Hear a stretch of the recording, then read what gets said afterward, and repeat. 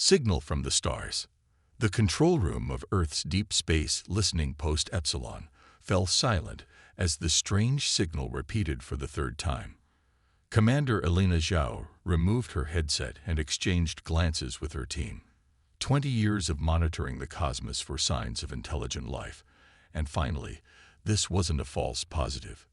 Run it through all verification protocols again, she ordered, her voice steady despite her racing heart. And get Director Callahan on the line immediately. The signal was unmistakable, a mathematical sequence followed by data packets containing what appeared to be distress coordinates and fragmented imagery. Within hours, the United Earth Space Authority had assembled its brightest minds to analyze the transmission. Dr. Nakamura, head of xenolinguistics, presented his findings to the Emergency Council. The message originates from a species calling themselves the Luminary. They're under attack by what translates roughly as the Void Hunters, entities that consume both organic matter and energy. The Luminary homeworld is being systematically harvested. Distance? Asked General Martinez, her expression grave. Approximately 18 light-years. With our current full-drive technology, we could reach them in 3 weeks. Admiral Harrison studied the holographic star chart. The Luminary system sits at a strategic junction between several habitable zones. If these Void Hunters aren't stopped there, they'll eventually find Earth, finished United Earth President Okonkwo. The question is, do we have the capability to make a difference? Captain Morgan Reeves stood at attention near the back wall, listening intently. As commander of the UES Thunderchild, Earth's most advanced battlecruiser, he knew his ship would be called upon if intervention was approved. Our intelligence suggests the Luminary are physically fragile compared to humans, reported Intelligence Director Wong. They evolved on a low-gravity world with minimal radiation and few predators, technologically advanced, but with limited military capacity. President Okonkwo turned to Reeves. Captain, your assessment. Reeves stepped forward, his weathered face reflecting years of service. Humanity has long wondered about our place in the cosmos. We evolved on what galactic standards would classify as a death world: high gravity, intense radiation, extreme weather patterns, and countless predators. These conditions forged us into something unique. He gestured to the signal data. The Luminary can't withstand what's happening to them. We can. I recommend we deploy the 7th Fleet with full combat loadout. That's 28 warships, General Martinez noted, our largest combat force ever assembled. And still only a fraction of our total strength, Reeves countered. Better to show these Void Hunters our capabilities now, on our terms, than wait for them to reach our doorstep. The Council debated through the night. Some argued for isolation. Humanity had only recently united after centuries of conflict. Others insisted that responding to the distress call aligned with their most fundamental values. By morning, the decision was made. Captain Reeves, President Okonkwo announced, "You have 72 hours to prepare the 7th Fleet. This is primarily a rescue mission, but you are authorized to engage hostile forces to protect both the Luminary and your command." The next 3 days passed in controlled chaos as 28 warships prepared for deployment. The Thunderchild, a kilometer-long marvel of human engineering, became the centerpiece of the operation. Its cavernous hangar bays filled with fighters, dropships, and combat mechs. Medical facilities were expanded to accommodate potential Luminary physiology. Commander Samira Kauri, Reeves' executive officer, coordinated the massive supply operation. Ammunition stores at 120% capacity, she reported. Medical supplies tripled. Engineering has reinforced the full drive for sustained operation. Dr. Eliza Chen, the fleet's chief xenobiologist, had been studying the fragmented data on Luminary biology. They're silicon-based, she explained in the final briefing. Crystalline structures form the basis of their nervous system. They communicate through light patterns and subsonic vibrations, extremely intelligent but physically vulnerable. And these Void Hunters? Reeves inquired. Less clear, The imagery suggests amorphous entities capable of adapting their form. They seem to feed on energy itself, including the bioelectric fields of living beings. Lieutenant Commander Jackson, tactical officer, leaned forward. Conventional weapons should be effective, Chen replied. But these entities appear capable of dispersing themselves to avoid concentrated damage. We may need to get creative. As departure time approached, Reeves stood on the Thunderchild's observation deck, watching Earth grow smaller. The blue-green jewel that had birthed humanity and shaped them into the resilient species they have become. He activated the fleet-wide communication system. All vessels, this is Captain Reeves. Today we venture further than any human combat force in history. The Luminary have asked for help, and we will answer not because we must, but because we can. He paused, looking at the assembled fleet, a testament to human ingenuity and determination. Our world made us strong. It taught us to endure, to adapt, and to cooperate against overwhelming odds. Now we'll use those strengths not just for ourselves, but for others. Remember your training. Remember why we fight. For the Luminary, for Earth, for all sentient life. With precision coordination, 28 ships activated their fold drives simultaneously, creating a cascading ripple through space-time. In a brilliant flash, the fleet disappeared into fold space, leaving Earth behind. 3 weeks of fold space travel tested both ships and crews. The Thunderchild led the formation through this strange dimension, where physics bent to human will and determination. Reeves maintained a rigorous training schedule, running combat simulations based on the limited data they had on the Void Hunters.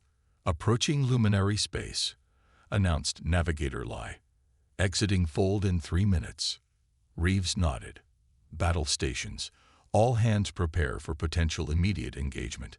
The fleet emerged into normal space in perfect formation.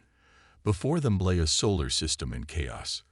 The innermost planets showed signs of extensive damage, massive gouges carved into planetary crusts visible even from orbit. Life signs, Reeves demanded. Detecting approximately 3 billion entities on the third planet, reported Sensor Officer Pottle, but also detecting unusual energy patterns throughout the system. Sir, something's approaching from the far side of the planet. The main view screen revealed a terrifying sight, a swarm of shadowy entities, each the size of a small moon, pulsing with stolen energy as they consumed everything in their path. Behind them, a planet's surface lay bare, stripped of all resources. They've detected us, Commander Cowrie reported, changing course to intercept. Reeves stood from his command chair. All ships, defensive formation Delta. Prepare primary weapons but hold fire until my command. Let's see if they're interested in communication first.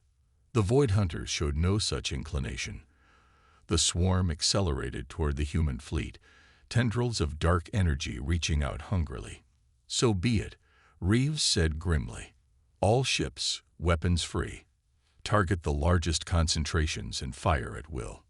The human fleet erupted with firepower, railguns accelerating tungsten rounds to relativistic speeds, plasma cannons superheating matter to temperatures rivaling stars, and missile salvos carrying payloads designed to disrupt energy patterns. The battle was joined, humanity's first interstellar combat operation underway. The Void Hunters, encountering resistance unlike anything they had faced before, recoiled momentarily before adapting their approach. They split into smaller units, attempting to surround and isolate individual human vessels. They're learning, observed Tactical Officer Jackson, adjusting their strategy based on our responses. So can we, Reeves responded.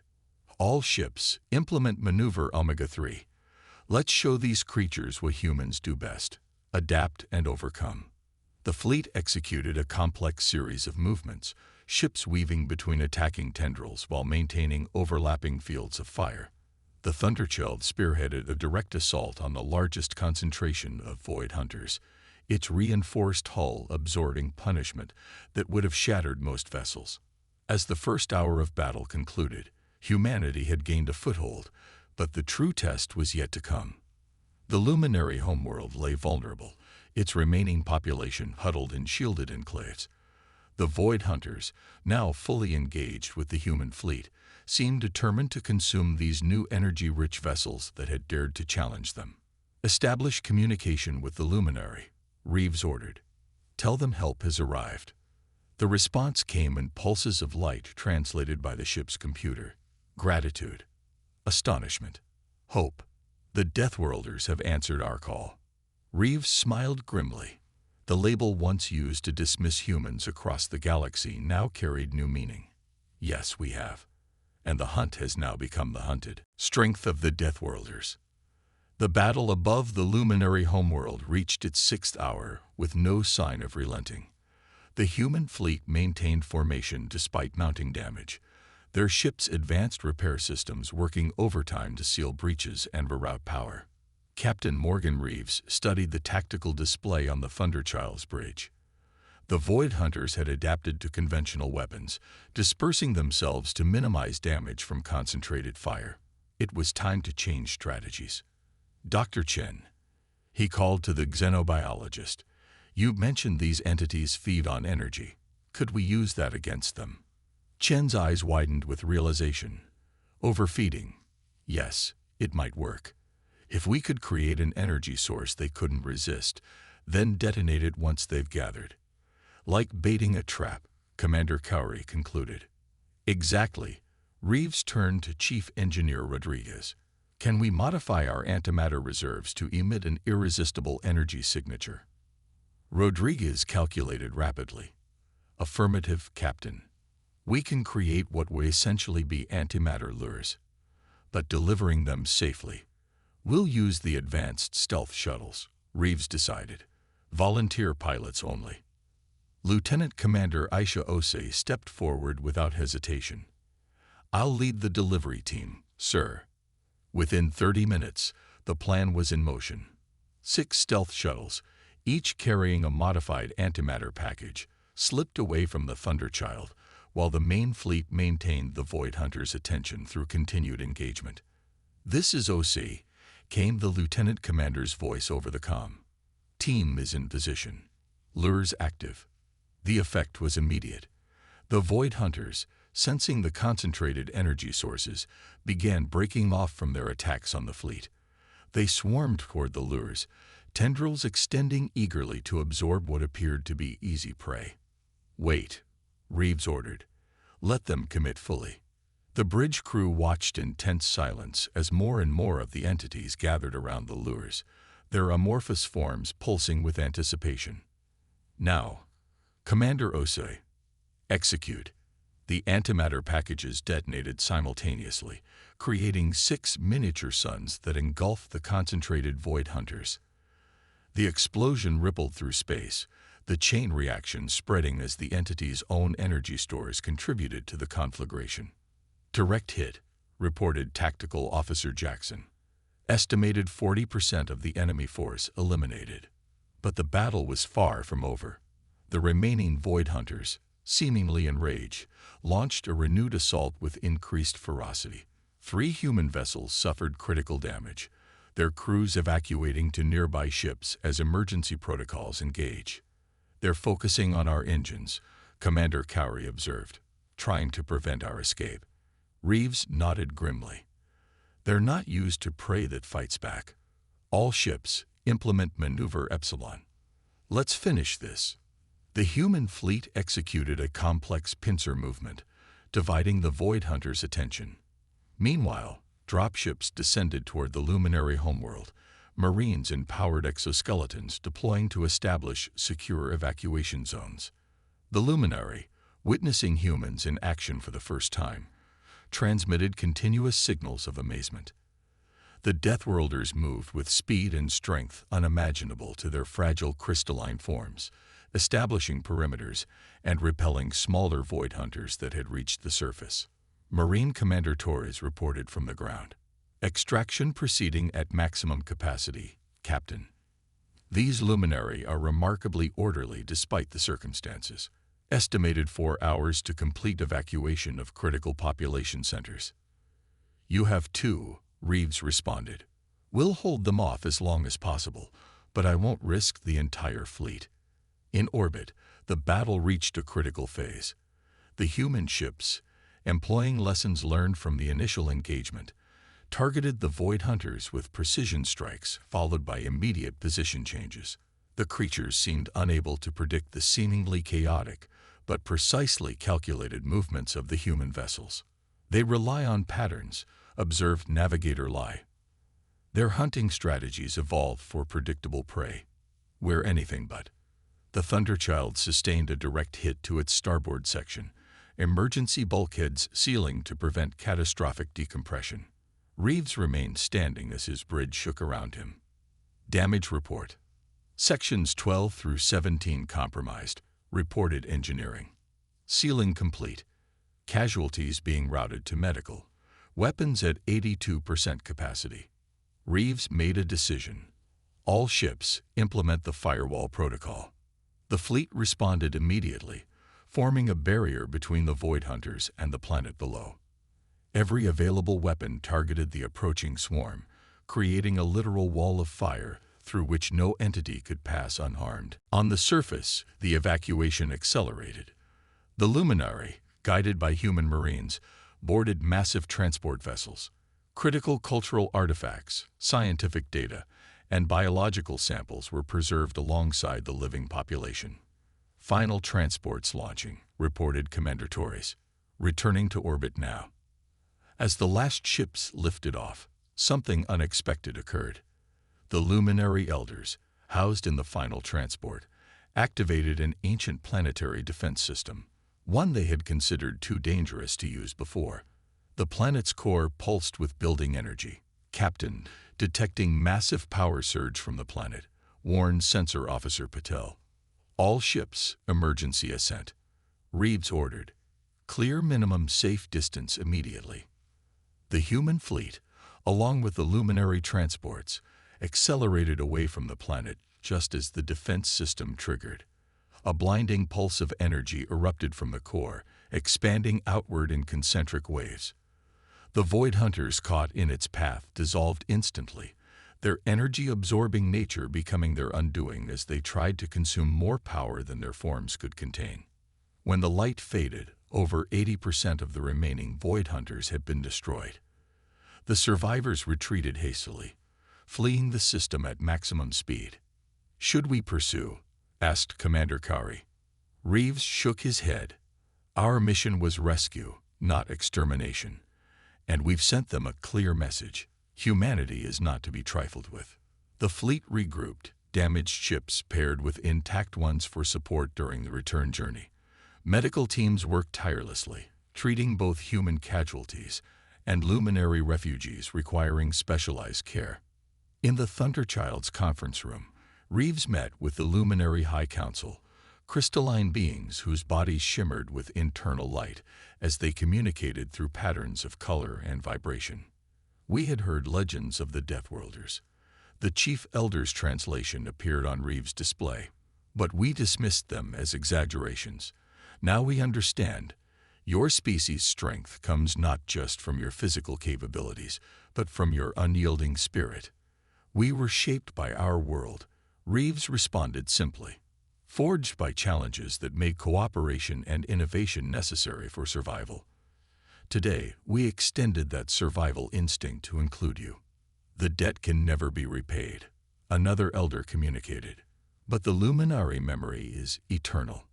Your actions will be recorded in our living crystals, stories told for generations to come.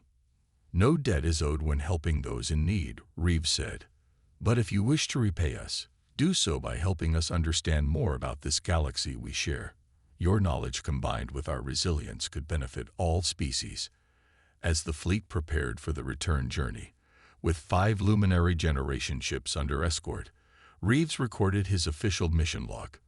Engagement with the entities known as Void Hunters successful.